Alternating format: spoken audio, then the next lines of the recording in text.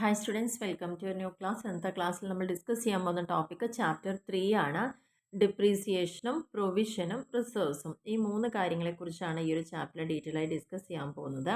അപ്പോൾ അതിന് വേണ്ടിയിട്ട് നമ്മൾ ആദ്യം നോക്കേണ്ട പോയിന്റ് ആണ് meaning and definition of depreciation എന്ന് പറഞ്ഞു കഴിഞ്ഞാൽ. ഡിപ്രീസിയേഷൻ എന്ന് പറഞ്ഞു കഴിഞ്ഞാൽ എന്താണ്? The value of fixed assets goes on decreasing year after year due to constant use, passage of time. This decrease in value of fixed asset is called depreciation. ഈ ഒരു കാര്യമാണ് നിങ്ങൾ പഠിച്ചു വയ്ക്കേണ്ടത്. ഓക്കെ, അതായത് നമ്മൾ ഫിക്സഡ് അസറ്റ് കണ്ടിന്യൂസ് ആയിട്ട് നമ്മൾ യൂസ് ചെയ്തുകൊണ്ടിരിക്കുമ്പോൾ ഓരോ വർഷം കഴിയുന്തോറും അതിൻ്റെ ഉപയോഗിച്ച് അതെന്തുണ്ടാവുന്നുണ്ട്, തേയ്മാനങ്ങൾ സംഭവിക്കും. അങ്ങനെ വരുമ്പോൾ ആ ഫിക്സഡ് അസറ്റിൻ്റെ വാല്യൂവിൽ കുറവ് വരും. ഇതിനെയാണ് ഡിപ്രീസിയേഷൻ എന്ന് പറയുന്നത്.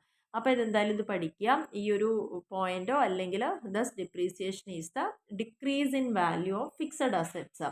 ഫിക്സഡ് അസറ്റ്സ് യൂസ് ചെയ്യുന്നത് കൊണ്ട് due to constant use, passage of time. രണ്ട് കാര്യങ്ങൾ കൊണ്ടാണ്. ഒന്ന് കണ്ടിന്യൂസ് ആയിട്ട് യൂസ് ചെയ്യുന്നത് കൊണ്ട്, രണ്ട് കാലങ്ങൾ കഴിയുന്തോറും, പാസേജ് ഓഫ് ടൈം. ഈ രണ്ടും കൊണ്ടാണ് ഫിക്സഡ് അസറ്റിൻ്റെ വാല്യൂ ഡിക്രീസ് ആയിക്കൊണ്ടിരിക്കുന്നത്.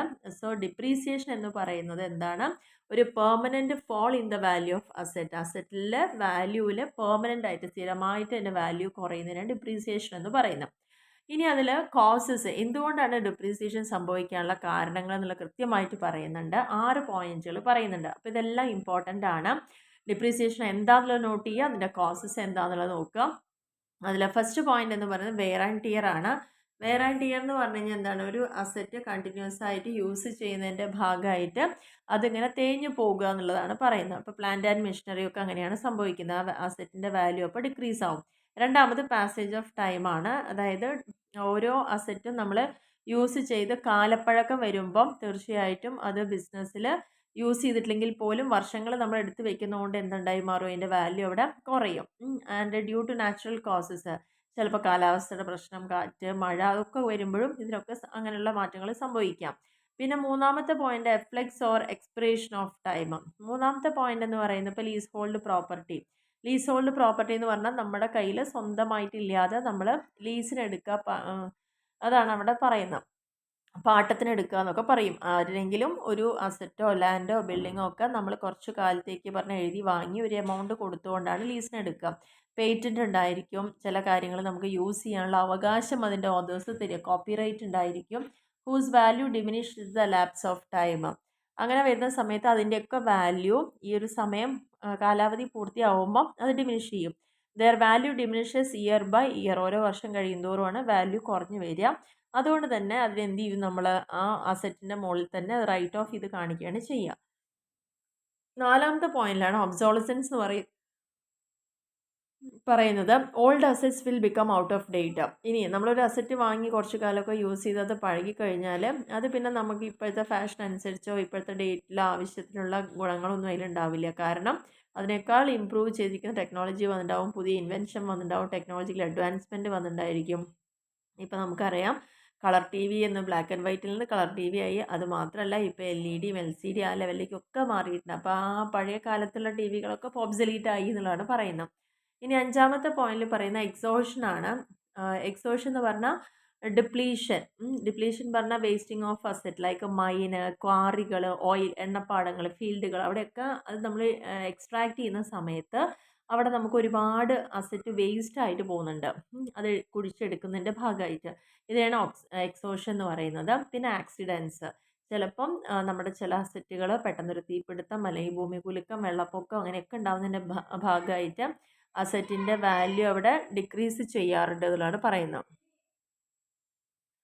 നെക്സ്റ്റിൽ പറഞ്ഞിരിക്കുന്നത് നീഡ് ഫോർ ചാർജിങ് ഡിപ്രീസിയേഷൻ. എന്തിനാണ് നമ്മളിങ്ങനെ ഒരു ഡിപ്രീസിയേഷൻ പറഞ്ഞുള്ളൊരു സംഭവം ഇതിൽ ചാർജ് ചെയ്യേണ്ട ആവശ്യം എന്നുള്ളതാണ് പറയുന്നത്. ഒന്ന്, അതിൻ്റെ കറക്റ്റ് പ്രോഫിറ്റ് അറിയാൻ വേണ്ടിയിട്ട്. രണ്ടാമത് true and fair view of the financial position. നമ്മുടെ സ്ഥാപനത്തിൻ്റെ കറക്റ്റായിട്ടുള്ള ഫിനാൻഷ്യൽ പൊസിഷൻ അറിയണം. പിന്നെ പറഞ്ഞിരിക്കുന്നത് ട്രൂ കോസ്റ്റ് ഓഫ് പ്രൊഡക്ഷൻ, കറക്റ്റായിട്ടുള്ള കോസ്റ്റ് ഓഫ് പ്രൊഡക്ഷൻ അറിയാൻ വേണ്ടിയിട്ട്. പിന്നെ അസറ്റുകളൊക്കെ റീപ്ലേസ് ചെയ്യാൻ വേണ്ട ഫണ്ടുകൾ കളക്ട് ചെയ്യാൻ. പിന്നെ ലീഗലായിട്ടുള്ള കുറേ റിക്വയർമെൻറ്റ്സിനോട് യോജിച്ച് പോകുന്നതിന് വേണ്ടിയിട്ട്. ഇൻകം ടാക്സ് കൊടുക്കേണ്ട പർപ്പസിന്, to avoid over payment. Income tax കൊടുക്കണം, പക്ഷെ ഓവറായിട്ട് കൊടുക്കാതിരിക്കാൻ വേണ്ടിയിട്ട്. അപ്പോഴൊക്കെ നമുക്ക് ഈ ഡിപ്രീസിയേഷൻ ഉപകരിക്കുന്നുള്ളതാണ് പറയുന്നത്. ഇനി അതിൻ്റെ ജേർണൽ എൻട്രീസ് പറഞ്ഞിട്ടുണ്ട്. Following journal entries are required to pass the connection with depreciation. For purchase of asset, ഒരു അസറ്റ് വാങ്ങുന്ന സമയത്ത് എന്തായിരിക്കും journal entry? Asset account debtor to cash. നമ്മൾ ക്യാഷ് കൊടുത്തിട്ടാണ് വാങ്ങുന്നതെങ്കിൽ ടു ക്യാഷ് എന്ന് കാണിക്കും. ഇനി ചെക്കാ കൊടുക്കണമെങ്കിൽ ടു ബാങ്ക് എന്നാണ് കാണിക്കുക. അല്ല ഒരു ക്രെഡിറ്റിന് കടമായിട്ടാണ് വാങ്ങുന്നതെങ്കിൽ ടു സപ്ലയർ. അങ്ങനെ 3 എൻട്രിയാണ് അതിൽ വരിക. 3 എൻട്രി എന്ന് പറയുന്നത് ക്യാഷ് കൊടുത്തിട്ടാണ് ജേണൽ എൻട്രി എന്തേ വരുള്ളൂ? Asset to cash. നമ്മൾ ബാങ്ക് ചെക്കാ കൊടുക്കുന്നതെങ്കിൽ asset account debtor to bank. നമ്മൾ രണ്ടുമല്ല കടമായിട്ടാണ് വാങ്ങുന്നതെങ്കിൽ asset account debtor to supplier. ഏതെങ്കിലും ഒന്നാണ് അവിടെ വരിക. ഓക്കെ. ഇനി ആ അസറ്റിൻ്റെ മുകളിൽ നമ്മൾ ഡിപ്രീസിയേഷൻ ചാർജ് ചെയ്യുമ്പം അസറ്റിൻ്റെ വാല്യൂ ഇവിടെ കുറയണം. അപ്പോൾ ഇവിടെ ഡെബിറ്റിലുള്ള ഈ അസറ്റിൻ്റെ വാല്യൂ കുറയാൻ എന്താ ക്രെഡിറ്റിലേക്ക് വരും. അപ്പോൾ പിന്നെ ഏതിനെയാണ് ഇത്? നമ്മളൊരു എക്സ്പെൻസ് അല്ലേ, ലോസ് അല്ലേ? അപ്പോൾ ഇതിനെ നമ്മൾ എന്ത് ചെയ്തു? Depreciation account debtor to asset account എന്ന് പറഞ്ഞു. ഇനി ഈ ഒരു ഡിപ്രീസിയേഷനെ നമ്മൾ എന്ത് ചെയ്യണം? പ്രോഫിറ്റ് ആൻഡ് ലോസ് അക്കൗണ്ടിലേക്കാണ് ട്രാൻസ്ഫർ ചെയ്യേണ്ടത്. അപ്പോൾ ഡിപ്രീസിയേഷനെ പി ആൻഡ് എൽ അക്കൗണ്ടിലേക്ക് ട്രാൻസ്ഫർ ചെയ്യുമ്പോൾ ആരാണ് അത് സ്വീകരിക്കുന്നത്? P and L account. അപ്പോൾ P and L account debtor to ഈ ഡിപ്രീസിയേഷൻ ക്യാൻസൽ ആയി പോകണമെങ്കിൽ എന്ത് ചെയ്താൽ മതി? ഡെബിറ്റിൽ നിൽക്കണതിനെ ക്രെഡിറ്റിലേക്ക് കൊണ്ടുവരിക. ഇനി അടുത്തത് ആ ഒരു അസറ്റ് വിൽക്കുകയാണെന്ന് വിചാരിക്കുക. വിൽക്കുമ്പോൾ നമുക്ക് ക്യാഷ് കിട്ടും അല്ലെങ്കിൽ ചെക്ക് കിട്ടും. അപ്പോൾ cash or bank account debtor to ഈ അസറ്റ് നമ്മുടെ സ്ഥാപനത്തിൽ നിന്ന് പോവുകയാണ്. അസറ്റ് ഇപ്പം എന്ത് ബാലൻസിലാണ് നിൽക്കുന്നത്? അത് ഉള്ളതിനെ കുറയ്ക്കാൻ വേണ്ടി നമുക്ക് എന്ത് ചെയ്യാം? ഡെബിറ്റിൽ നിൽക്കുന്ന അസറ്റിനെ ക്രെഡിറ്റ് ചെയ്യാം. ഇനി അസറ്റ് ഒരു നഷ്ടത്തിനാണ് നമ്മൾ കൊടുക്കുന്നതെങ്കിൽ നമുക്ക് നഷ്ടം ഉണ്ടാകുന്നുണ്ട്. അപ്പോൾ ക്യാഷ് കിട്ടി പക്ഷെ അവിടെ നഷ്ടമാണ്. അപ്പോൾ പ്രോഫിറ്റ് ആൻഡ് ലോസ് അക്കൗണ്ടിലാണ് ഡെബിറ്റ് കാണിക്കേണ്ടത് ടു അസറ്റ് അക്കൗണ്ട് എന്ന് പറഞ്ഞ കാരണം. ഇനി അത് പ്രോഫിറ്റ് ആയിട്ടാണ് വരുന്നത് വെച്ചാലോ, ക്യാഷ് കിട്ടി നമുക്ക് ലാഭം വരികയാണ്. അപ്പോൾ ടു അസറ്റ് ടു പ്രോഫിറ്റ്. അത്രയേ ഉള്ളൂ. വളരെ ഈസി ആയിട്ടുള്ള കാര്യങ്ങൾ. അസറ്റ് വാങ്ങണത്, ഡിപ്രീസിയേഷൻ ചാർജ് ചെയ്യുന്നത്, ഡിപ്രീസിയേഷനെ പ്രോഫിറ്റ് ആൻഡ് ലോസ് അക്കൗണ്ടിൽ ട്രാൻസ്ഫർ ചെയ്യുന്നത്, അസറ്റ് സെയിൽ ചെയ്യുന്നത്. അസറ്റ് ലോസിനാണ് സെയിൽ ചെയ്യുന്നതെങ്കിൽ ജേണൽ എൻട്രി എന്താണെന്നുള്ളതും, അസറ്റ് പ്രോഫിറ്റിനാണ് സെയിൽ ചെയ്യണതെങ്കിൽ ജേണൽ എൻട്രി. ലോസ് ആണെങ്കിൽ പി ആൻഡ് എൽ അക്കൗണ്ടിനെ ഡെബിറ്റ് ചെയ്യും, പ്രോഫിറ്റ് ആണെങ്കിൽ പി ആൻഡ് എൽ അക്കൗണ്ടിനെ ക്രെഡിറ്റ് ചെയ്യും. ഇനി നെക്സ്റ്റ് പോയിന്റിൽ മെത്തേഡ്സ് ഓഫ് ഡിപ്രീസിയേഷൻ. ഡിപ്രീസിയേഷന് പ്രധാനമായിട്ട് 2 മെത്തേഡ് യൂസ് ചെയ്തിട്ട് നമ്മൾ ചെയ്യാറുള്ളത്. ഒന്നാമത്തെ സ്ട്രെയിറ്റ് ലൈൻ മെത്തേഡ്, രണ്ടാമത്തെ return down value method. Okay. അപ്പോൾ എന്താണ് straight line method? Straight line method എന്ന് പറഞ്ഞു കഴിഞ്ഞാൽ ഈ ഒരു മെത്തേഡിൽ എല്ലാ വർഷവും നമ്മൾ ഒരേ എമൗണ്ട് ആയിരിക്കും ഡിപ്രീസിയേഷൻ ചാർജ് ചെയ്യാം. A fixed and equal amount or percentage is charged as depreciation every year. For example ഇവിടെ പറയുന്നുണ്ട്, ഒരു അസറ്റിൻ്റെ വില 1 ലക്ഷമാണെന്ന് വിചാരിക്കുക. ഡിപ്രീസിയേഷൻ നമ്മൾ കൊടുക്കുന്നത് 10%, അതായത് 10,000 രൂപ. 1 ലക്ഷത്തിൻ്റെ 10% പറയും 10,000 രൂപ. ഇതായിരിക്കും നമ്മൾ എല്ലാ വർഷവും ചാർജ് ചെയ്യുക. അതിനൊരു മാറ്റം ഉണ്ടാവില്ല. ഇപ്പം നമ്മൾ ഈ ഒരു വാല്യൂവിനെ ഒരു ഗ്രാഫ് പേപ്പറിൽ പ്ലോട്ട് ചെയ്യുമ്പം ഒരു സ്ട്രെയിറ്റ് ലൈൻ ആയിരിക്കും കിട്ടുക. ഓക്കെ. അപ്പോൾ അതുകൊണ്ട് തന്നെ ഈ ഒരു മെത്തേഡിനെ പറയുന്ന പേരാണ് സ്ട്രെയിറ്റ് ലൈൻ മെത്തേഡ് എന്നും പറയാറുണ്ട്. In this method the instalment of depreciation remains fixed. എത്രയാണോ നമ്മൾ ഓരോ വർഷവും മാറ്റി വയ്ക്കുന്നത് അത് എപ്പോഴും ഫിക്സഡ് ആയിരിക്കും. അതുകൊണ്ട് ഫിക്സഡ് ഇൻസ്റ്റാൾമെൻറ്റ് മെത്തേഡ് എന്നുള്ള പേരും ഇതിനറിയപ്പെടുന്നുണ്ട്. Through the life of the asset depreciation, ആ ഒരു അസറ്റ് നമ്മൾ ട്രീറ്റ് ചെയ്യുന്ന കാലത്തോളം അതിനെന്നും ഈ ഫിക്സഡ് ആയിട്ടുള്ള ഒരു ഡിപ്രീസിയേഷൻ ആയിരിക്കും ചാർജ് ചെയ്യാം. അതുകൊണ്ട് തന്നെ അതിൻ്റെ ഒറിജിനൽ കോസ്റ്റിൻ്റെ മുകളിൽ എപ്പോഴും കണക്കാക്കുക. അതായത് 1 ലക്ഷത്തിന് അസറ്റ് വാങ്ങിയാൽ എപ്പോഴും അത് 1 ലക്ഷത്തിൻ്റെ മുകളിൽ അങ്ങനെ കണക്കാക്കുക. വർഷം കഴിയുന്തോറും ശരിക്കും എൻ്റെ വാല്യൂ കുറയും. നമ്മളതൊന്നും ചെയ്യില്ല. ഒറിജിനലി അതിൻ്റെ കോസ്റ്റ് എന്തായിരുന്നു അതിൻ്റെ മുകളിൽ തന്നെ ചെയ്യും. അപ്പോൾ അത് കാൽക്കുലേറ്റ് ചെയ്യേണ്ട ഫോർമുല ഇവിടെ തന്നിട്ടുണ്ട്. Amount of depreciation equal to original cost minus scrap value divided by life of asset എന്നുള്ളതാണ് പറയുന്നത്. അതായത് ഒറിജിനൽ കോസ്റ്റ് പറഞ്ഞാൽ 1 ലക്ഷം രൂപയാണെന്ന് വിചാരിക്കുക. അത് വിൽക്കുമ്പോൾ നമുക്ക് എന്തെങ്കിലും 10,000 കിട്ടിച്ചാൽ 1 ലക്ഷം മൈനസ് 10,000 ബൈ അതിൻ്റെ 5 വർഷമായിരുന്നു അതിൻ്റെ ലൈഫ് എന്ന് വെച്ചാൽ അതുകൊണ്ട് ചെയ്യാം. അങ്ങനെ ഡിപ്രീസിയേഷൻ കണക്കാക്കാം. ഇനി അങ്ങനെ ഒരു സ്ക്രാപ്പ് വാല്യൂ ഉണ്ടെങ്കിൽ ഡിപ്രീസിയേഷൻ കാൽക്കുലേറ്റ് ചെയ്യേണ്ടത് എപ്പോഴും ഒറിജിനൽ കോസ്റ്റിൻ്റെ മുകളിലായിരിക്കണം.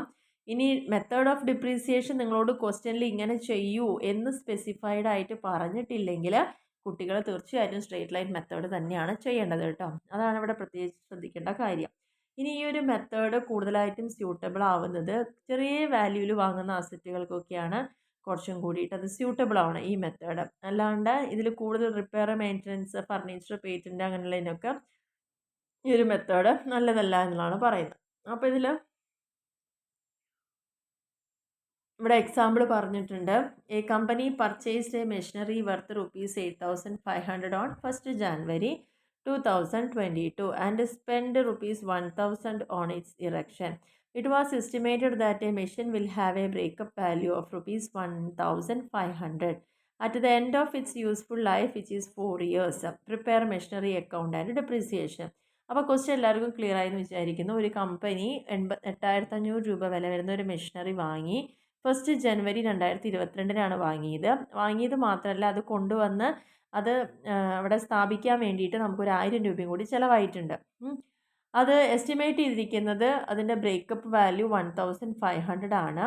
ആൻഡ് അതിൻ്റെ കാലാവധി എന്ന് പറയുന്നത് 4 വർഷമാണ് പറയുന്നത്. അപ്പോൾ ഇതിൽ ശ്രദ്ധിക്കേണ്ട കാര്യം, എല്ലാ വർഷവും എമൗണ്ട് ഓഫ് ഡിപ്രീസിയേഷൻ ഇവിടെ ഒന്നും പറഞ്ഞിട്ടില്ല. അതുകൊണ്ട് യൂണിഫോം ആയിരിക്കും, സെയിം ആയിരിക്കും. ഡിപ്രീസിയേഷൻ എപ്പോഴും മെഷീനറി അക്കൗണ്ടിൽ ക്രെഡിറ്റ് ചെയ്യണം. ഈ ഒരു ഫസ്റ്റ് ഇയർ ആകുമ്പോൾ മെഷീനറി അക്കൗണ്ട് ഡെബിറ്റ് ചെയ്യണം. പർച്ചേസ് പ്രൈസ് പ്ലസ് ഇറക്ഷൻ ചാർജോട് കൂടിയിട്ടാണ് നമ്മൾ ചെയ്യേണ്ടത് എന്ന് ഓർത്ത് വയ്ക്കുക. ഇനി അടുത്തതിൽ പറഞ്ഞിരിക്കുന്നത് rate of depreciation is given, easy to calculate depreciation. നമുക്ക് തന്നിട്ടുണ്ടെങ്കിൽ എളുപ്പമാണ്. ദാറ്റ് ഈസ് കോസ്റ്റ് എത്രയാണോ അത് ഇൻറ്റു ഡിപ്രീസിയേഷൻ കണ്ടാൽ മതി. റേറ്റ് ഓഫ് ഡിപ്രീസിയേഷൻ തന്നിട്ടില്ലെങ്കിൽ ഡിപ്രീസിയേഷൻ കാണേണ്ടത് നമ്മൾ ഇക്വേഷൻ ഇവിടെ പറഞ്ഞു, അതിൻ്റെ കോസ്റ്റ് മൈനസ് സ്ക്രാപ്പ് ബൈ ലൈഫാണ്. അപ്പോൾ കോസ്റ്റ് എന്ന് പറയുന്നത് എന്താണ്? അത് വാങ്ങാൻ വേണ്ടുന്ന പൈസയും ഇറക്റ്റ് ചെയ്യാനുള്ള പൈസയും കൂടി കൂടുമ്പോഴാണ് കോസ്റ്റ് ആവുന്നത്. അപ്പോൾ ഇതിൻ്റെ കേസിൽ നമ്മൾ 8,500 രൂപ മെഷീനറിക്കും അതേപോലെ തന്നെ 1000 രൂപ ഇറക്റ്റ് ചെയ്യാനും വന്നു. അപ്പോൾ ടോട്ടൽ ഇതിൻ്റെ കോസ്റ്റ് എന്ന് പറയുന്നത് 9,500 ആണ്. അപ്പോൾ ഡിപ്രീസിയേഷൻ ആണെങ്കിൽ എന്ത് ചെയ്യണം? കോസ്റ്റ് 9,500 മൈനസ് സ്ക്രാപ്പ്, അതായത് ഏകദേശം ഈ 4 വർഷം കഴിയുമ്പോൾ കൊടുക്കുമ്പോൾ 1,500 കിട്ടും. ബ്രേക്കപ്പ് വാല്യൂ എസ്റ്റിമേറ്റ് ചെയ്യുന്ന അങ്ങനെയാണ് ക്വസ്റ്റ്യനിൽ തന്നിട്ടുണ്ട്. അപ്പോൾ 9,500 കൊടുത്ത് വാങ്ങിയൊരു സാധനം 4 വർഷം കഴിയുമ്പം 1,500 രൂപേന് വില ഉണ്ടാവുള്ളൂ എന്ന് പറഞ്ഞിട്ടുണ്ട്. അപ്പോൾ 9,500 1,500 കുറച്ചതിന് ശേഷം ബാലൻസിനെ 4 കൊണ്ട് ഡിവൈഡ് ചെയ്യുക. കാരണം 4 വർഷമല്ലേ അതിൻ്റെ കാലാവധി പറയുന്നത്. അപ്പോൾ 2,000 ആണ് ഒരു വർഷത്തെ ഡിപ്രീസിയേഷൻ നമ്മൾ കണക്കാക്കേണ്ടത്. അത് പ്രകാരം നമ്മൾ മെഷീനറി അക്കൗണ്ട് പ്രിപ്പയർ ചെയ്യാൻ പറഞ്ഞിട്ടുണ്ട്.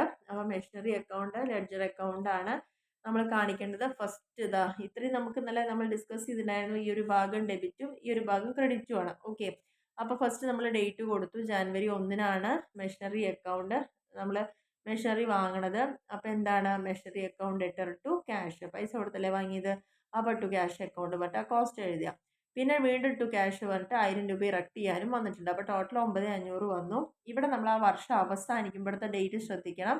ഇവിടെ 1-ാം തീയതി വാങ്ങി, പക്ഷേ ഇവിടെ നമ്മൾ ചെയ്യുന്ന December 31 ആ വർഷം എൻഡ് ചെയ്യുമ്പോഴാണ് ഡിപ്രീസിയേഷൻ ചാർജ് ചെയ്യേണ്ടത്. എത്ര രൂപയാണ് നമ്മളിവിടെ കണ്ടുപിടിച്ചിട്ടുള്ളത്? 2,000 രൂപ എന്ന്. ആ 2,000 രൂപ ഇവിടെ ചാർജ് ചെയ്തു. 9,500 ഈ 2,000 കുറച്ചാൽ ബാലൻസ് 7,500 ആണ് ഇപ്പം അതിൻ്റെ വാല്യൂ ഉള്ളൂ. അപ്പോൾ രണ്ട് സൈഡും 9,500 ടോട്ടൽ ചെയ്ത് കഴിഞ്ഞു. ഇനി അത് ചെയ്തതിന് ശേഷം ഈ ബാലൻസിനെ നെക്സ്റ്റ് മന്ത് ഫസ്റ്റിൽ എടുത്ത് എഴുതാം. ഇപ്പം നമ്മുടെ കയ്യിൽ 7,500 വിലയാണ് മെഷീനറിക്കുള്ളൂ. ഓക്കെ, എന്നിട്ട് ആ വർഷം അവസാനം വീണ്ടും നമ്മൾ 2,000 രൂപ ഡിപ്രീസിയേഷൻ കൊടുത്തു. അപ്പോൾ ബാലൻസ് എത്ര ഉണ്ട്? 5,500 ഉണ്ട്. വീണ്ടും അത് രണ്ട് സൈഡും നമ്മൾ ടോട്ടൽ ചെയ്തു, എല്ലാം ചെയ്തു. ഇനി ഈ ബാലൻസിനെ വീണ്ടും നെക്സ്റ്റ് ഇയറിലേക്ക് എടുത്ത് എഴുതി 5,500 എന്ന്. ആ 5,500 വീണ്ടും ആ വർഷം അവസാനിക്കുന്ന സമയത്ത് ഡിപ്രീസിയേഷൻ 2,000 കൊടുത്തു. വീണ്ടും ബാലൻസ് 3,500 ടോട്ടൽ എഴുതി കഴിഞ്ഞു. ഇനി ഈ ബാലൻസ് ആയിരിക്കും 4ാമത്തെ വർഷം ബാലൻസ് ടോട്ടൽ 3,500 പറഞ്ഞിട്ട് വരിക. അപ്പോൾ ഇവിടെ ക്യാഷ് റെസിജ്വൽ വാല്യൂ. അപ്പോൾ നിങ്ങൾ ശ്രദ്ധിക്കേണ്ട കാര്യം, ഈ ക്വസ്റ്റ്യനിൽ കൃത്യമായി പറയുന്നുണ്ട് 4 വർഷമേ ഉള്ളൂ എന്നുള്ളതും അന്നേരം അത് കൊടുക്കുന്നുള്ളതും പറയുന്നുണ്ട്. അപ്പോൾ ഇവിടെ ശ്രദ്ധിക്കേണ്ട കാര്യം എന്താണെന്ന് പറഞ്ഞാൽ, നമ്മളിപ്പോൾ ഈ ഒരു പാരഗ്രാഫ് നോക്കിക്കഴിഞ്ഞാൽ 1ാമത്തെ വർഷം, 2ാമത്തെ വർഷം, 3ാമത്തെ വർഷം, 4ാമത്തെ വർഷം സ്റ്റാർട്ടിങ്ങിൽ ഇപ്പം 3,500 ഇതിന് വില ഉള്ളൂ. പക്ഷേ ആ വർഷം അവസാനിക്കുമ്പോൾ നമ്മൾ റെസിജ്വൽ വാല്യൂ 1,500 കിട്ടുള്ളൂ പറയുന്നുണ്ട്. അപ്പോൾ ഇവിടെ കാണിക്കേണ്ടത് ഡിപ്രീസിയേഷൻ അല്ല, എന്താ കാണിക്കുക? നമ്മൾ ആ കിട്ടിയ വാല്യൂ 1,500 ആണ് കാണിക്കേണ്ടത്. ഓക്കെ, 1,500 കാണിക്കണം അവിടെ ചെയ്യുന്നത്. അപ്പോൾ രണ്ട് സൈഡ് ഈക്വലും ആയി. കാരണം ഇവിടെ ഡിപ്രീസിയേഷൻ എത്രയാണ് നമ്മൾ ചാർജ് ചെയ്യുക? 2,000 രൂപ തന്നെയാണ് ചാർജ് ചെയ്യുക. എഴുതിയിട്ടില്ല എന്നേ ഉള്ളൂ. 2,000 രൂപ തന്നെയാണ് ഡിപ്രീസിയേഷൻ പറഞ്ഞ് ചാർജ് ചെയ്യേണ്ടത്. അപ്പോൾ നമുക്ക് രണ്ട് സൈഡോടെ ടാലി ആയി കിട്ടി. ഇനി അടുത്ത ഡിപ്രീസിയേഷൻ അക്കൗണ്ടിലേക്ക് പോവുകയാണെങ്കിൽ December 31 അല്ലേ നമ്മൾ ഇതുവരെ ഡിപ്രീസിയേഷൻ ചാർജ് ചെയ്തത്. അപ്പോൾ അതെല്ലാം ഇവിടെയുള്ള ഈ എല്ലാ ഡിപ്രീസിയേഷനെയാണ് നമ്മൾ എടുത്തിട്ട് ഡിപ്രീസിയേഷൻ അക്കൗണ്ട് ഡെബിറ്റ് സൈഡിൽ എഴുതുക. വർഷം കറക്റ്റായിട്ട് എഴുതുക. ആദ്യത്തെ December 31, 2022 2,000, 23-ൽ 2000. അപ്പോഴൊക്കെ അതേ സമയം തന്നെ ഇതിനെ എവിടേക്ക് ട്രാൻസ്ഫർ ചെയ്യുന്നുണ്ട്? പ്രോഫിറ്റ് ആൻഡ് ലോസ് അക്കൗണ്ടിലേക്ക് ട്രാൻസ്ഫർ ചെയ്യണം. ഇത് ട്രഷറി അക്കൗണ്ടിലേക്ക് എഴുതിയതിന് ശേഷം P&L അക്കൗണ്ടിലേക്ക് ട്രാൻസ്ഫർ ചെയ്തായി കാണിക്കുക. രണ്ടാമത്തെ പ്രാവശ്യവും നമ്മളിവിടെ എഴുതി, രണ്ടാമത്തെ പ്രാവശ്യവും P&Lലേക്ക് കാണിച്ചു. ബാലൻസ് ചെയ്യാനൊന്നുമില്ല കേട്ടോ, വെറുതെ എടുത്ത് എഴുതേണ്ട ആവശ്യം മാത്രമേ വരുന്നുള്ളൂ. മൂന്നാമത്തെ വർഷവും മെഷീനറി 2000 കാണിച്ചു, P&L അക്കൗണ്ടിലേക്ക് 2000 കാണിച്ചു. നാലാമത്തെ വർഷവും മെഷീനറി അക്കൗണ്ട് 2000, P&L അക്കൗണ്ട് 2000. ഇത്രയും വെറുതെ എടുത്ത് എഴുതേണ്ട ആവശ്യം മാത്രമേ വരുന്നുള്ളൂ. ഇതാണ് ഡിപ്രീസിയേഷനിലെ സ്ട്രെയിറ്റ് ലൈൻ മെത്തേഡ് എന്ന് പറയുന്നത്. ഇനി രണ്ടാമത്തത് റിട്ടേൺ ഡൗൺ വാല്യൂ മെത്തേഡ്.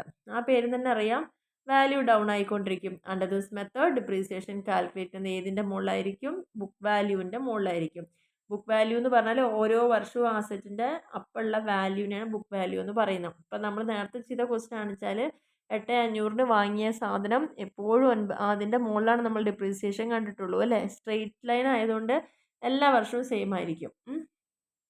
ഇവിടെ ഈ ഒരു method, that is why this method is known as return down value. അതുകൊണ്ടാണ് അതിൻ്റെ ബുക്ക് വാല്യൂവിൻ്റെ മുകളിൽ കാൽക്കുലേറ്റ് ചെയ്യുന്നതുകൊണ്ടാണ് അതിൻ്റെ റിട്ടേൺ ഡൗൺ വാല്യൂ എന്ന് പറയുന്നത്.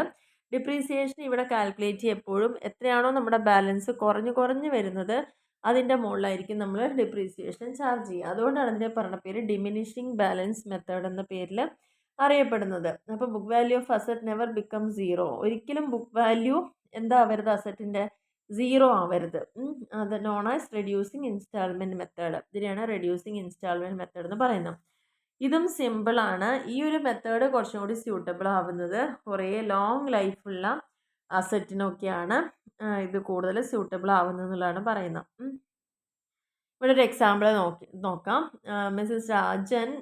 Messrs Rajan browse and acquired plant and machinery on 1st April 2022 at a cost of rupees 28,000 and spent 2,000 on its installation. 1st ഏപ്രിലാണ് വാങ്ങിയെന്ന് ഓർത്ത് വയ്ക്കുക. അത് വാങ്ങുമ്പോൾ 28,000 രൂപ വില. അത് കൊണ്ടുവന്ന് ഇൻസ്റ്റാൾ ചെയ്യാൻ 2,000 രൂപ വന്നിട്ടുണ്ട്. അപ്പോൾ ടോട്ടൽ ഇപ്പോൾ അതിന് വേണ്ടി എത്ര കോസ്റ്റ് ആയിട്ടുണ്ട്? 30,000. ഡിപ്രീസിയേഷൻ റൈറ്റ് ഓഫ് ഇന്ന് 10% ഓരോ വർഷവും റിട്ടേൺ ഡൗൺ വാല്യൂവിൽ നിന്ന് എടുത്ത് പറഞ്ഞിട്ടുണ്ട്. ഇങ്ങനെ പറഞ്ഞാൽ മാത്രമേ ഈ മെത്തേഡ് ചെയ്യേണ്ട ആവശ്യമുള്ളൂ. ഒന്നും പറഞ്ഞിട്ടില്ലെങ്കിൽ സ്ട്രെയിറ്റ് ലൈൻ തന്നെ ചെയ്യണം. എല്ലാ വർഷവും ബുക്ക് ക്ലോസ് ചെയ്യുന്ന 31st മാർച്ചിനാണ്. ഷോ ദ പ്ലാന്റ് മെഷറി നമ്മളോട് 3 വർഷത്തേക്ക് കാണിക്കാനാണ് പറയുന്നത്. അപ്പോൾ നമ്മളിവിടെ ചെയ്യേണ്ട ഒരു കാര്യം എന്ന് പറഞ്ഞാൽ ഇൻസ്റ്റലേഷൻ ചാർജും കൂടി ഡെബിറ്റ് ചെയ്ത് കാണിക്കണം, നമുക്കറിയാലോ. പിന്നെ ഡിപ്രീസിയേഷൻ 10% എല്ലാ വർഷവും എത്രയാണോ അതിൻ്റെ വാല്യൂ അതിൻ്റെ മുകളിലാണ് ചെയ്യേണ്ടത്. പിന്നെ ഫസ്റ്റ് ഡിപ്രീസിയേഷൻ കാൽക്കുലേറ്റ് ചെയ്യേണ്ടത് ഒറിജിനൽ കോസ്റ്റിൻ്റെ മുകളിലും, ബാക്കി വരുന്ന ഡിപ്രീസിയേഷൻ അത് ലെസ് ചെയ്ത് കിട്ടുന്നതിൻ്റെ മുകളിലുമാണ് നമ്മൾ കണക്കാക്കേണ്ടത്. നമ്മളോട് 3 വർഷത്തേക്കല്ലേ ചെയ്യാൻ പറഞ്ഞാൽ. അപ്പോൾ നമ്മൾ ഫസ്റ്റ് നമ്മൾ പ്ലാന്റ് ആൻഡ് മെഷീനറി അക്കൗണ്ട് എടുത്തു. ആദ്യം നമ്മൾ വാങ്ങിയത് ഇവിടെ എഴുതുക. 2022 ഏപ്രിൽ 1 ക്യാഷ് കൊടുത്തല്ലേ വാങ്ങിയത്? ക്യാഷ് 28,000. പിന്നെ ക്യാഷ് പറഞ്ഞിട്ട് 2,000 ഇൻസ്റ്റാൾ ചെയ്യാനും വന്നു. അപ്പോൾ ടോട്ടൽ 30,000 വന്നു. ആ വർഷം എൻഡിൽ മീൻസ് മാർച്ച് 31 ഡിപ്രീസിയേഷൻ നമ്മൾ കണക്കാക്കണം. ഇപ്പോൾ അതിൻ്റെ കോസ്റ്റ് എത്രയാണ്? 30,000 വിലയാണ്. 30,000-ന് എത്ര ശതമാനം പറഞ്ഞാൽ? 10%. ഓക്കെ, അപ്പോൾ 3,000 കിട്ടി. അപ്പോൾ ഈ 30,000-ൽ നിന്ന് 3,000 കുറച്ചാൽ ബാലൻസ് 27,000 ആണ് ഇവിടെ വരുന്നത്. അപ്പോൾ നമ്മൾ രണ്ട് സൈഡ് 30,000 ടാലി ചെയ്തു. ഓക്കെ, ഇനി നമ്മൾ നെക്സ്റ്റ് ഇയർ ഓപ്പൺ ചെയ്യുമ്പോൾ ഈ ബാലൻസിലാണ്, മീൻസ് ഇതാണ് ഇപ്പോൾ അതിൻ്റെ വാല്യൂ ഉള്ളൂ എന്നാണ് കാണിക്കുന്നത്. ഇതാ ഏപ്രിൽ 1 ബാലൻസ് നമ്മൾ ആ 27,000 ഇവിടെ എടുത്തെഴുതി. ആ വർഷം അവസാനിക്കുമ്പോൾ ഡിപ്രീസിയേഷൻ നിലവിൽ എത്രയാണോ അതിൻ്റെ വാല്യൂ അതിൻ്റെ മുകളിലാണ് കാണുക. നേരത്തെ നമ്മൾ കംപ്ലീറ്റ് ആയിട്ട് 2,000 കൊടുത്തു വന്നു, അത് ഫിക്സഡ് ആയതുകൊണ്ട്. പക്ഷെ ഇവിടെ ഫ്ലോട്ടിങ് അല്ലെങ്കിൽ റിട്ടേൺ ഡൗൺ വാല്യൂ ആയതുകൊണ്ട് ഈ വാല്യൂ ഇപ്പോൾ കുറഞ്ഞിട്ട് 30ൻ്റെ അസറ്റിന് എത്രയുള്ളൂ? 27 ഉള്ളൂ. ആ 27ൻ്റെ 10% അവിടെ കാണുക 2,700. അപ്പോൾ ബാലൻസ് 24,300 ഇവിടെ എഴുതി. 2 വർഷം കഴിഞ്ഞു. മൂന്നാമത്തെ വർഷത്തേക്ക് ഇപ്പം അതിന് എത്ര വില ഉള്ളൂ? 24,300 വില ഉള്ളൂ. ബാലൻസ് ഇവിടെ എടുത്ത് എഴുതിയിട്ടുണ്ട്. ആ വർഷം എൻഡ് ചെയ്യുമ്പോൾ ഡിപ്രീസിയേഷൻ നമ്മൾ ചാർജ് ചെയ്തു. ഏതിൻ്റെ മുകളിൽ? ഇപ്പം ഈ വിലയുള്ളൂ, അതിൻ്റെ മുകളിൽ 10% പറയുമ്പോൾ ഈ എമൗണ്ട് വരും. ബാലൻസ് 21,870. അപ്പം ഇങ്ങനെയാണ് ഏത് മെത്തേഡ് ചെയ്യുക? റിട്ടേൺ 3 വർഷത്തേക്ക് ചെയ്യാൻ പറഞ്ഞുകൊണ്ട് നമ്മൾ 3 വർഷം എഴുതിയിട്ട് അവിടെ നിർത്തി, അത്രയേ ഉള്ളൂ. അപ്പോൾ ഇനി ഇവിടെ നിങ്ങൾ പഠിക്കേണ്ടത്, ഇപ്പം നിങ്ങൾ ഡിപ്രീസിയേഷൻ എന്താണെന്ന് പഠിച്ചു, അതിൻ്റെ ആവശ്യകത എന്താണെന്ന് പഠിച്ചു, 2 തരത്തിലുള്ള മെത്തേഡ് പഠിച്ചു, ഫിക്സഡും അതേപോലെ തന്നെ റിട്ടേൺ ഡൗൺ വാല്യൂ. അപ്പോൾ ഈ 2 വാല്യൂ കാണേണ്ട വിധം എങ്ങനെയാണെന്നുള്ളത് പഠിച്ചു വെച്ചോളാം, ഇമ്പോർട്ടൻ്റ് ആണ്. അടുത്തൊരു ക്വസ്റ്റ്യൻ വളരെ ഇമ്പോർട്ടൻ്റ് ആണ്. ഡിഫറൻസ് ബിറ്റ്വീൻ സ്ട്രെയിറ്റ് ലൈൻ മെത്തേഡും റിട്ടേൺ ഡൗൺ വാല്യൂ മെത്തേഡും തമ്മിലുള്ള വ്യത്യാസങ്ങൾ എന്താണെന്നുള്ളത് നമുക്ക് ഫസ്റ്റ് ഇപ്പോൾ ഇത് ചെയ്തപ്പോൾ തന്നെ അറിഞ്ഞു. സ്ട്രേറ്റ് ലൈൻ ആണെങ്കിൽ എല്ലാ വർഷവും ഒരേ ഡിപ്രീസിയേഷൻ ആണ് ഉണ്ടാവുക. ഇവിടെ എന്ന് പറയുമ്പോൾ ആ എമൗണ്ട് വ്യത്യാസം വരും. കാരണം ഇയർ വരുന്തോറും അതിൻ്റെ വാല്യൂ കുറയും. അതിൻ്റെ മുകളിൽ ഡിപ്രീസിയേഷൻ കാണുക. അതാണ് ഫസ്റ്റ് ഡിഫറൻസ്. രണ്ടാമത്തെ ഡിഫറൻസ് അസറ്റിൻ്റെ ബുക്ക് വാല്യൂ വേണമെങ്കിൽ നമുക്ക് ഈ മെത്തേഡ് ആണെന്ന് ചിലപ്പോൾ സീറോയിലേക്ക് വരാം. പക്ഷേ ഈ മെത്തേഡ് ആവുമ്പോൾ ഒരിക്കലും ബുക്ക് വാല്യൂ എന്താവരുത്, സീറോ ആവരുത്. ഡിപ്രീസിയേഷൻ കാൽക്കുലേറ്റ് ചെയ്യുന്നത് ഒറിജിനൽ കോസ്റ്റിൻ്റെ മുകളിലാണ്. ഇവിടെ നമ്മൾ ഒറിജിനൽ കോസ്റ്റ് ഫസ്റ്റ് ഇയറിൽ മാത്രമേ ഉണ്ടാവുള്ളൂ. പിന്നെ വരുമ്പോൾ ആ കോസ്റ്റ് മാറി മാറി വരുന്നില്ലേ റിട്ടേൺ ഡൗൺ വാല്യൂയിലേക്ക് വരുമ്പോൾ. അപ്പോൾ അതിൻ്റെ മുകളിലായിരിക്കും കാണുക. ഈ ഒരു മെത്തേഡ് എന്ന് പറഞ്ഞാൽ ഈസിയാണ് കാൽക്കുലേറ്റ് ചെയ്യാൻ. അതിനെ കമ്പയർ ചെയ്യുമ്പോൾ കുറച്ച് ഡിഫിക്കൽട്ടാണ് ഈ ഒരു മെത്തേഡ്. പിന്നെ ഈ ഒരു സ്ട്രെയിറ്റ് ലൈൻ മെത്തേഡ് ഞാൻ പറഞ്ഞു ഏതിനാ സ്യൂട്ടബിൾ ആവുക, ചെറിയ പൈസയ്ക്ക് വാങ്ങുന്ന സാധനങ്ങൾ, ലോവർ വാല്യൂ ഉള്ള സാധനങ്ങൾക്കാണ് ഈ ഒരു മെത്തേഡ് പറ്റുക. കുറച്ചും കൂടി ലോങ്ങർ ലൈഫും ഹയർ വാല്യൂ ഒക്കെ ഉള്ളതിനൊക്കെയാണ് നമുക്ക് ഏത് പറ്റുക, റിട്ടേൺ ഡൗൺ വാല്യൂ പറ്റുന്നത്. ഇനി normally the rate of depreciation is lower in this method. ഈ മെത്തേഡിൽ പൊതുവേ ഡിപ്രീസിയേഷൻ എന്തായിരിക്കും, കുറവായിരിക്കും. അടുത്തതിലോ നല്ല കൂടുതലായിരിക്കും റിട്ടേൺ ഡൗൺ വാല്യൂ മെത്തേഡിൽ എന്നാണ് പറയുന്നത്. അപ്പോൾ നമ്മുടെ ഒരു ടോപ്പിക് ഇവിടെ കംപ്ലീറ്റ് ആയിട്ടുണ്ട്. ഇനി രണ്ടാമത്തെ ഈ ചാപ്റ്ററിൽ രണ്ടാമത്തെ ഒരു ടോപ്പിക്കാണ് നമ്മൾ പറഞ്ഞത് ഡിപ്രീസിയേഷനും പ്രൊവിഷനും അതേപോലെ തന്നെ റിസർവിനെ കുറിച്ചാണ്. അപ്പോൾ ഒരു സെക്ഷൻ ഇവിടെ കഴിഞ്ഞു. ഇനി അടുത്തതാണ് പ്രൊവിഷൻ ആൻഡ് റിസർവ്. ഈ അടയാളപ്പെടുത്തിയ പോയിന്റുകളൊക്കെ ഒന്ന് നോട്ട് ചെയ്തോളുക. എന്തിനാണ് പ്രൊവിഷൻ എന്ന് പറയുന്നത്? പ്രൊവിഷൻ എന്ന് പറഞ്ഞു കഴിഞ്ഞാൽ ചില എക്സ്പെൻസുകൾ അല്ലെങ്കിൽ ലോസസ് ഒക്കെ നമ്മുടെ ഇപ്പോഴത്തെ വർഷത്തെ, അതായത് ഇപ്പം നടന്നുകൊണ്ടിരിക്കുന്ന അക്കൗണ്ടിങ് പീരീഡുമായി ബന്ധപ്പെട്ട് നമുക്ക് ഉണ്ടാവാറുണ്ട്. But amount of which is not known with certainty because they are not yet incurred.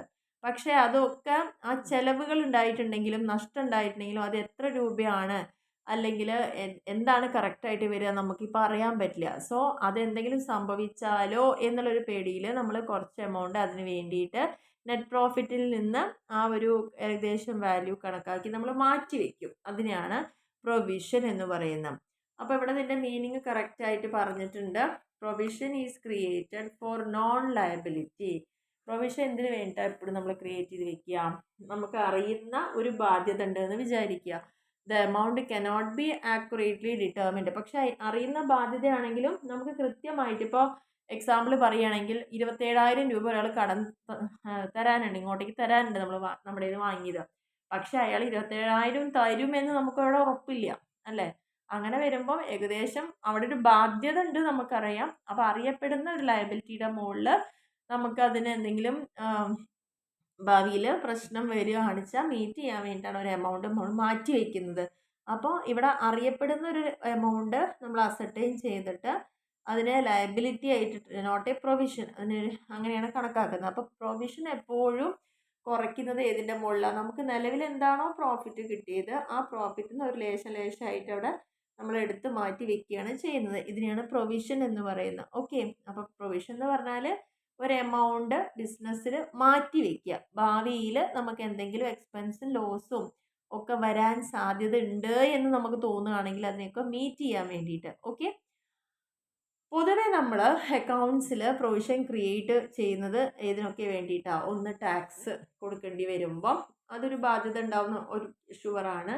പിന്നെ നമുക്ക് കടം കൊടുത്തിട്ടുണ്ടെങ്കിൽ അതൊക്കെ കിട്ടുമോ ഇല്ലെന്ന് വലിയൊരു ഉറപ്പൊന്നുമില്ല. അങ്ങനെയൊക്കെ വരുമ്പോൾ ഇതിനൊക്കെ വേണ്ടിയിട്ടാണ് പ്രൊവിഷൻ സാധാരണ നമ്മൾ മാറ്റി വയ്ക്കുക. അപ്പോൾ ഫീച്ചേഴ്സ് എന്താണ്? പ്രൊവിഷൻ്റെ ഫീച്ചേഴ്സ് എപ്പോഴും എക്സ്പെക്റ്റഡ് കണ്ടിജൻസീസ് ഉണ്ടാവുമ്പോൾ അതിനെ നമുക്ക് മീറ്റ് ചെയ്യാനാണ് ചെയ്യുന്നത്.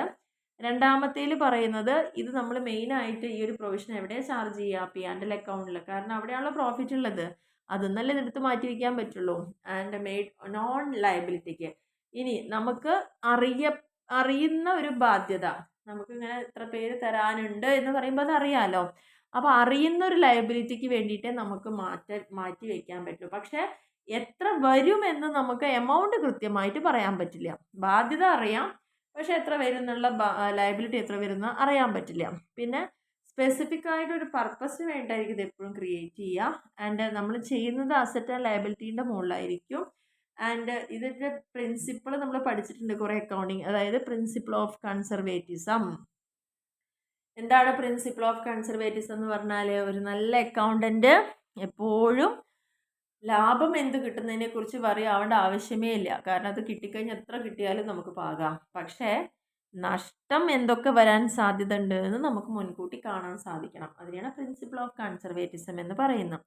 അപ്പോൾ അതിൻ്റെ അടിസ്ഥാനത്തിലാണ് ഈ പ്രൊവിഷൻ പറഞ്ഞ ടോപ്പിക് ഇവിടെ വന്നിരിക്കുന്നത്. അപ്പോൾ ഇത്രയാണ് ഇതിൻ്റെ ഫീച്ചേഴ്സ് എന്ന് പറയുന്നത്. അങ്ങനെ ഒരു പ്രൊവിഷൻ നമുക്ക് ആവശ്യമുണ്ടോ? ആവശ്യമുണ്ട് ബിസിനസ്സിൽ.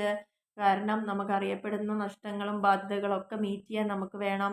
പെട്ടെന്ന് വല്ല കണ്ടിജൻസീസ് വന്നാൽ നമുക്ക് മീറ്റ് ചെയ്യാൻ പറ്റണം. ഔട്ട്സ്റ്റാൻഡിങ് ആയിട്ടുള്ള ലയബിലിറ്റീസിനെ മീറ്റ് ചെയ്യാൻ പറ്റണം. പ്രോഫിറ്റും ലോസും കറക്റ്റായിട്ട് അസസ് ചെയ്യാൻ വേണം നമുക്ക്. നമ്മുടെ ഫിനാൻഷ്യൽ പൊസിഷൻ ട്രൂ ആയിട്ടുള്ള ഒരു ഫെയർ വ്യൂ അറിയാൻ നമുക്ക് വേണം. ഇനി എത്ര തരത്തിൽ പ്രൊവിഷൻ ഉണ്ട്? പ്രൊവിഷൻ 2 തരത്തിലാണ് നമ്മൾ ക്രിയേറ്റ് ചെയ്യുക. ഒന്ന് അസറ്റിൻ്റെ വാല്യൂവിൻ്റെ മുകളിലും ഒന്ന് ലയബിലിറ്റീൻ്റെ വാല്യൂവിൻ്റെ മുകളിലും. ഓക്കെ, ഫ്യൂച്ചർ ലോസസ് വാല്യൂ കുറഞ്ഞു വരില്ലേ അസറ്റിൻ്റെ ഒക്കെ, അപ്പോൾ അതിലൊക്കെ വരുന്നതിനെ ബേസ് ചെയ്ത് പ്രൊവിഷൻ ക്രിയേറ്റ് ചെയ്യാം.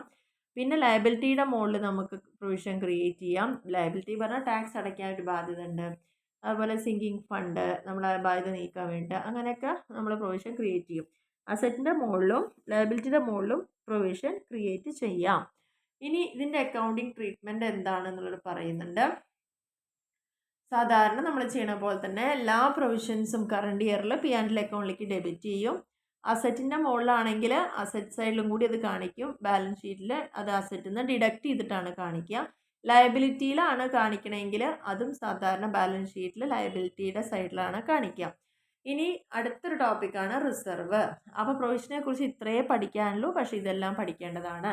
ഇനി അടുത്ത ടോപ്പിക്കിൽ റിസർവ് എന്ന് പറഞ്ഞു കഴിഞ്ഞാൽ എന്താണ്? നമുക്ക് കിട്ടുന്ന ലാഭത്തിൻ്റെ ഒരു ശതമാനം, ഒരു പാർട്ട് നമ്മൾ മാറ്റി വെക്കുകയാണ്. എന്തിനു വേണ്ടിയിട്ട്? നമുക്ക് ഫ്യൂച്ചറിൽ നമ്മുടെ ബിസിനസ് ഇങ്ങനെ തന്നെ ഇരുന്നാൽ മതിയോ? കുറച്ചൊക്കെ ഒന്ന് എക്സ്പാൻഡ് ചെയ്യണം.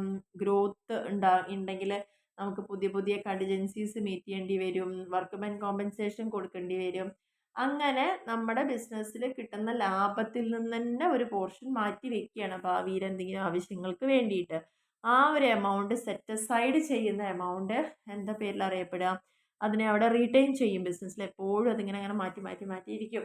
അതിനെയാണ് റിസർവ് എന്ന പേരിൽ അറിയപ്പെടുന്നത്. അപ്പോൾ റിസർവിൻ്റെ പ്രത്യേകത എന്ന് പറയുന്നത് it is the amount set aside out of divisible profit. നമുക്ക് ഡിവൈഡ് ചെയ്ത് കൊടുക്കാൻ പറ്റുന്ന പ്രോഫിറ്റും ഉണ്ട്, അല്ലാത്തതും ഉണ്ട്. ഓക്കെ, അങ്ങനെ ഡിവൈഡ് ചെയ്ത് കൊടുക്കാൻ പറ്റുന്ന പ്രോഫിറ്റിൽ നിന്ന് അൺഎക്സ്പെക്റ്റഡ് ആയിട്ടോ അൺനോൺ ആയിട്ടുള്ള ഒരു ഫ്യൂച്ചർ ലോസും ലയബിലിറ്റിയും ഒക്കെ നമുക്ക് ഉണ്ടാവും വിചാരിച്ച് മാറ്റി വെക്കുന്ന ആ ഒരു എമൗണ്ടിനെയാണ് റിസർവ് എന്ന് പറയുന്നത്.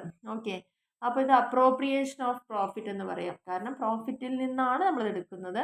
ഒരിക്കലും അത് പ്രോഫിറ്റിൽ നിന്നൊരു ചാർജ് അല്ല, അല്ലെങ്കിൽ അതിന് അഗെയിൻസ്റ്റ് ആയിട്ട് ഒരു ചാർജ് ചെയ്യലല്ല എന്നുള്ളതാണ് പറയുന്നത്. ഓക്കെ, ഇനി എപ്പോൾ മാത്രമേ നമുക്കിങ്ങനെ റിസർവ് മീറ്റ് ചെയ്യാൻ പറ്റുള്ളൂ? പ്രോഫിറ്റ് ഉണ്ടെങ്കിൽ മാത്രമാണ് റിസർവ് ക്രിയേറ്റ് ചെയ്യാൻ പറ്റുള്ളൂ. അപ്പോൾ പ്രോഫിറ്റിൻ്റെ ഒരു ഭാഗമായിട്ടുള്ളതും നമ്മുടെ ഫിനാൻഷ്യൽ പൊസിഷൻ്റെ സ്ട്രെങ്തൻ ചെയ്യാനും ഒക്കെയാണ് ഏത് വേണ്ടത്? റിസർവ് വേണ്ടത്.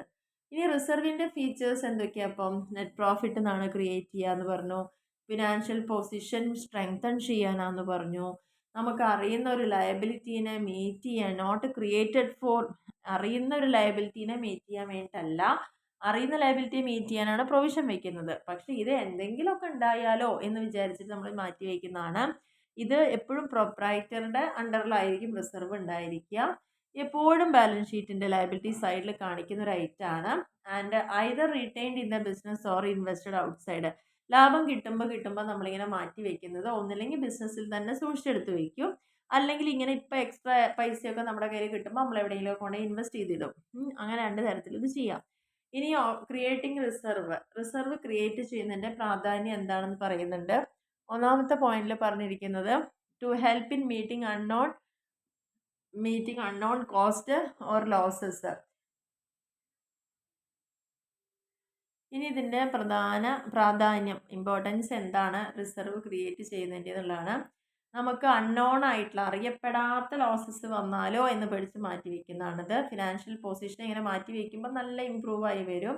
ഇതിൽ നിന്നാണ് നമ്മൾ ഡിവിഡൻ്റൊക്കെ ഈക്വലൈസ് ചെയ്ത് കൊടുക്കുന്നത്. അതേപോലെ തന്നെ സ്പെസിഫിക് ആയിട്ടുള്ള ലയബിലിറ്റി മീറ്റ് ചെയ്യാനൊക്കെ നമുക്ക് ഈ ഫണ്ട് യൂസ് ചെയ്യുക എന്നുള്ളതാണ് പറയുന്നത്.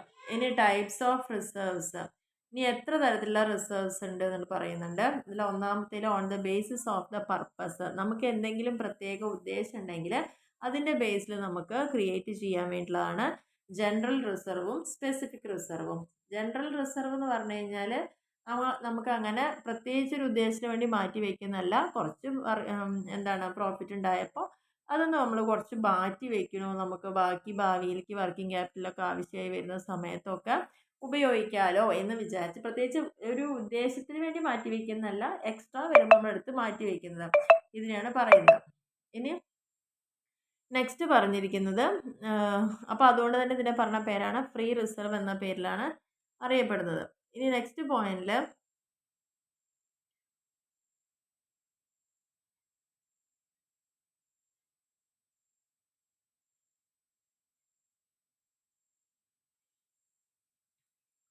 രണ്ടാമത്തെ റിസർവാണ് സ്പെസിഫിക് റിസർവ് എന്ന് പറയുന്നത്. സ്പെസിഫിക് റിസർവ് എന്ന് പറഞ്ഞു കഴിഞ്ഞാൽ ഇത് ഏതെങ്കിലും ഒരു പ്രത്യേക ഉദ്ദേശത്തോടെ നമ്മൾ നീക്കി വെക്കുന്നതായിരിക്കും സ്പെസിഫിക് റിസർവ് എന്ന് പറയുന്നത്. അതായത് നമുക്കത് അറിയാമെന്നുള്ള റിസർവിനെ sometimes known as special reserves. കാരണം ഇന്ന കാര്യത്തിന് എന്ന് പറഞ്ഞ് പ്രത്യേകിച്ച് നമ്മളിവിടെ മാറ്റി വയ്ക്കുമ്പോൾ ഡിവിഡൻഡ് ഈക്വലൈസേഷൻ റിസർവ് ഉണ്ട്, ഡിബഞ്ചർ റെഡീം ചെയ്യുമ്പം കൊടുക്കാൻ വേണ്ടിയിട്ട് മാറ്റി വയ്ക്കും, ക്യാപിറ്റൽ റെഡീം ചെയ്യുമ്പോൾ കൊടുക്കാൻ, ഇൻവെസ്റ്റ്മെൻറ്റ് ഫ്ലക്ച്വേഷൻ ഉള്ള സമയത്ത് റിസർവ് ഉണ്ടാവും. അങ്ങനെ ഓരോ പ്രത്യേക ഉദ്ദേശത്തോടെയും മാറ്റി വയ്ക്കാം.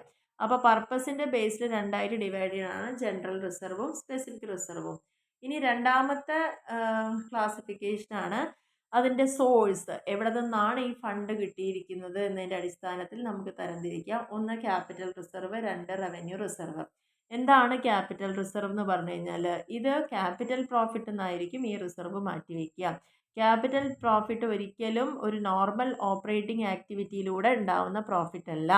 അവിടെ ആദ്യം ശ്രദ്ധിക്കേണ്ട കാര്യം, ബിസിനസ് റണ്ണ് ചെയ്തിട്ട് ബിസിനസ് നടത്തിക്കൊണ്ട് പോകുമ്പോൾ നമുക്ക് കിട്ടുന്ന പ്രോഫിറ്റ് അല്ലാതെ അതിൻ്റെ നോർമൽ ഓപ്പറേറ്റിംഗ് എന്നല്ലാതെ നമുക്ക് വരുന്ന ഫണ്ടിനെയാണ് ക്യാപിറ്റൽ റിസർവ് എന്ന് പറയുന്നത്. കാരണം ഈ ഒരു ബിസിനസ് തുടങ്ങുന്നതിൻ്റെ ഭാഗമായിട്ട് ഇൻകോർപ്പറേറ്റ് ചെയ്ത സമയത്തോ അല്ലെങ്കിൽ നമ്മൾ ഷെയർസ് ഇഷ്യൂ ചെയ്യുമ്പം പ്രീമിയത്തിന് ഇഷ്യൂ ചെയ്യുമ്പോൾ കുറച്ചധികം പൈസ വാങ്ങി വയ്ക്കും, അങ്ങനെ കിട്ടുന്നതോ അല്ലെങ്കിൽ നമ്മൾ പിടിച്ചെടുത്ത ഷെയറുകൾ വീണ്ടും തിരിച്ച് ഇഷ്യൂ ചെയ്യുമ്പോൾ അതിൻ്റെ മുകളിൽ കിട്ടുന്ന ലാഭമോ അല്ലെങ്കിൽ എന്തെങ്കിലും ഒരു ഫിക്സഡ് അസറ്റ് നമ്മൾ വിൽക്കുമ്പോൾ നമുക്ക് കിട്ടുന്ന ലാഭമോ അതൊക്കെയാണ് ക്യാപിറ്റൽ റിസർവ് എന്ന പേരിൽ അറിയപ്പെടുന്നത്.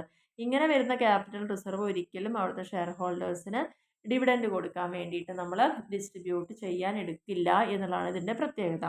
അടുത്ത റിസർവാണ് റവന്യൂ റിസർവ് എന്ന് പറയുന്നത്. അപ്പോൾ നമ്മൾ മുകളിൽ പറഞ്ഞു ഒരു നോർമൽ ഓപ്പറേറ്റിംഗ് ആക്ടിവിറ്റിയുടെ ഭാഗമായിട്ട് കിട്ടുന്നതല്ല എന്ന് പറഞ്ഞു. അപ്പോൾ ഇവിടെ എന്തായിരിക്കും, നോർമൽ ബിസിനസ്സിലൂടെ നമുക്ക് കിട്ടുന്നതാണ് റവന്യൂ റിസർവ്സ് എന്ന് പറയുന്നത്. ഓക്കെ, അതായത് ഡിവിഡൻഡ് കൊടുക്കാൻ വേണ്ടി യൂസ് ചെയ്യാം, ബിസിനസ് എക്സ്പാൻഡ് ചെയ്യാൻ വേണ്ടി യൂസ് ചെയ്യാം, അങ്ങനെ ഇത് ഫ്രീലി അവൈലബിൾ ആണ്. ഡിവിഡൻഡ് ഒക്കെ കൊടുക്കാൻ വേണ്ടിയിട്ടൊക്കെ നമുക്കിത് യൂസ് ചെയ്യുക എന്നുള്ളതാണ് പറയുന്നത്. അതിൻ്റെ example revenue reserves, general reserve, workmen compensation fund, investment fluctuation ഫണ്ടുകൾ, dividend equalisation fund, debenture redemption reserve, ഇതൊക്കെ അതിന് വേണ്ടിയിട്ട് നമുക്ക് യൂസ് ചെയ്യാം. അതായത് ഈ സ്പെസിഫിക് റിസർവ് ആയിട്ട് പറയുന്നതെല്ലാം നമുക്കിവിടെ ഉപയോഗിക്കുക എന്നുള്ളതാണ് പറയുന്നത്. ഇനി ഇത് ഇമ്പോർട്ടൻ്റ് ആണ്, പഠിച്ചോളൂ. ക്യാപിറ്റൽ റിസർവും അതേപോലെ റവന്യൂ റിസർവും തമ്മിലുള്ള ഡിഫറൻസ്. ക്യാപിറ്റൽ റിസർവ് എവിടെ നിന്ന് ഉണ്ടാവുള്ളൂ, ക്യാപിറ്റൽ പ്രോഫിറ്റ് എന്നേ ഉണ്ടാവുള്ളൂ. റവന്യൂ റിസർവോ റവന്യൂ പ്രോഫിറ്റ് എന്ന. ക്യാപിറ്റൽ റിസർവ് ഒരു പ്രത്യേക സ്പെസിഫിക് പർപ്പസിന് വേണ്ടിയിട്ടായിരിക്കും ചെയ്യുക. ഇവിടെ ജനറൽ പർപ്പസിനാണ് റവന്യൂ റിസർവ് യൂസ് ചെയ്യുന്നത്. ഇവിടെ ലോങ് ടേം ആയിട്ടൊരു നീഡ്സ് ഉണ്ടെങ്കിൽ അത് മീറ്റ് ചെയ്യാനാണ് ക്യാപിറ്റൽ റിസർവ് യൂസ് ചെയ്യുക. ഇത് ഷോർട്ട് ടേം ആയിട്ടുള്ള നീഡ്സിന് വേണ്ടിയിട്ടായിരിക്കും. ഇതൊരിക്കലും ഡിവിഡൻഡ് കൊടുക്കാൻ വേണ്ടിയിട്ട് യൂസ് ചെയ്യില്ല, പക്ഷേ ഡിവിഡൻഡ് കൊടുക്കാൻ വേണ്ടി റവന്യൂ റിസർവ് യൂസ് ചെയ്യും. ഇതിൻ്റെ എക്സാമ്പിൾ എന്ന് പറയുന്നത് ജനറൽ റിസർവും ഡിവിഡൻഡ് ഈക്വലൈസേഷൻ റിസർവും ഒക്കെയാണ്. റവന്യൂ റിസർവിൻ്റെ എക്സാമ്പിൾ എന്ന് പറയുന്നത് ഡിബഞ്ചർ റിഡംഷൻ റിസർവും റിപ്പയറും റിന്യൂവലൊക്കെയാണ്.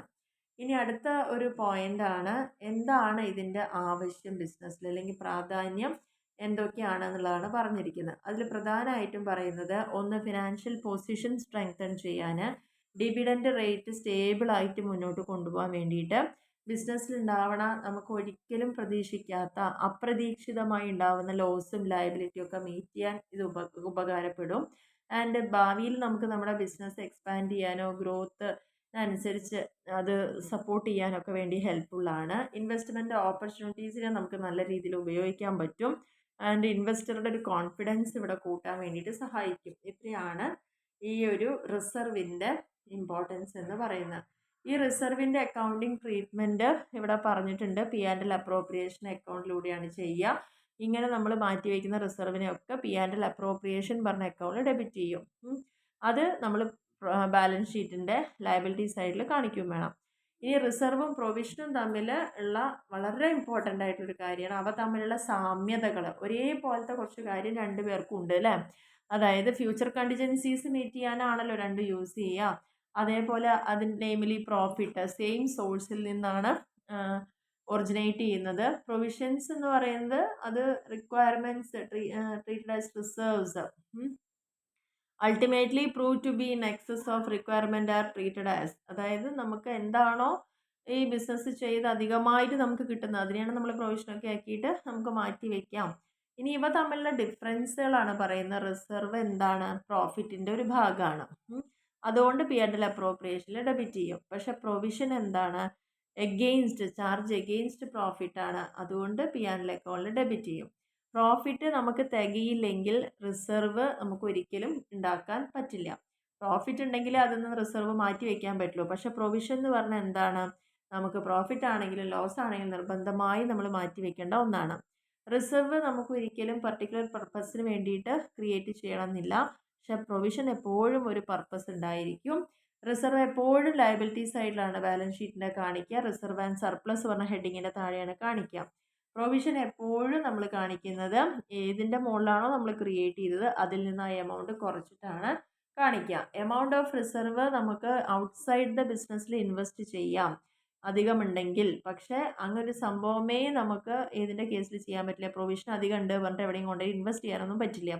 റിസർവ് നമുക്ക് ഡിവിഡൻഡ് കൊടുക്കാൻ വേണ്ടി യൂസ് ചെയ്യാം. പക്ഷെ പ്രൊവിഷൻ ഒരിക്കലും നമുക്ക് എന്ത് ചെയ്യാൻ പറ്റില്ല, ഡിവിഡൻഡ് കൊടുക്കാനൊന്നും വേണ്ടിയിട്ട് ഡിസ്ട്രിബ്യൂട്ട് ചെയ്യാൻ പറ്റില്ല എന്നുള്ളതാണ് ഇതിൻ്റെ പ്രത്യേകത. അപ്പോൾ വളരെ സിമ്പിളായിട്ട് പഠിക്കാൻ പറ്റുന്ന ഒരു ചാപ്റ്ററാണ്. ഈ 3 ടോപ്പിക്കും വളരെ വളരെ ഇമ്പോർട്ടൻ്റ് ആണ്. ഇതിൽ തന്ന ഇപ്പം ഞാൻ പറഞ്ഞ ഒരു തിയറി പോലും ഒഴിവാക്കാൻ നിങ്ങൾക്ക് പറ്റില്ല. പരീക്ഷയ്ക്ക് എല്ലാം ഈക്വൽ ഇമ്പോർട്ടൻ്റ് ആയിട്ട് ചോദിക്കുന്ന ക്വസ്റ്റ്യൻ ആണ്. ഡിഫറൻസുകൾ പഠിക്കുക, ഇമ്പോർട്ടൻസ് പഠിക്കുക, ഫീച്ചേഴ്സ് പഠിക്കുക, അതേപോലെ തന്നെ നീഡ് ആൻഡ് ഇമ്പോർട്ടൻസ് പഠിക്കുക. അതേപോലെ ഇതിൽ നിന്ന് ചോദിക്കാൻ പറ്റുന്ന ഒരേ ഒരു ക്വസ്റ്റ്യൻ ഡിപ്രീസിയേഷൻ ചാർജ് ചെയ്യുന്നതരാണ്. സ്ട്രെയിറ്റ് ലൈനും പഠിച്ചു വയ്ക്കുക, റിട്ടേൺ ഡൗൺ വാല്യൂ മെത്തേഡും പഠിച്ചു വയ്ക്കുക. അപ്പോൾ ഇതൊക്കെ പരീക്ഷയ്ക്ക് ചോദിക്കാൻ വളരെയധികം ചാൻസ് ഉള്ള ഒരു കാര്യമാണ്. അപ്പോൾ വളരെ ഇമ്പോർട്ടൻ്റ് ആയിട്ടുള്ളൊരു ചാപ്റ്ററാണ് ചാപ്റ്റർ 3 എന്ന് പറയുന്നത്. ഓക്കെ, അപ്പോൾ ഈ അടുത്ത ക്ലാസ്സിൽ നിങ്ങൾക്ക് എല്ലാ കാര്യങ്ങളും കൃത്യമായിട്ട് മനസ്സിലായിട്ടുണ്ടാവുമെന്ന് വിചാരിക്കുന്നു. തീർച്ചയായിട്ടും നിങ്ങൾക്ക് ക്ലാസ് ഇഷ്ടപ്പെടുകയാണെങ്കിൽ ഒന്ന് ഷെയർ ചെയ്യുക, സപ്പോർട്ട് ചെയ്യുക, ലൈക്ക് ചെയ്യുക, കമൻറ്റ് ചെയ്യുക. Okay, thank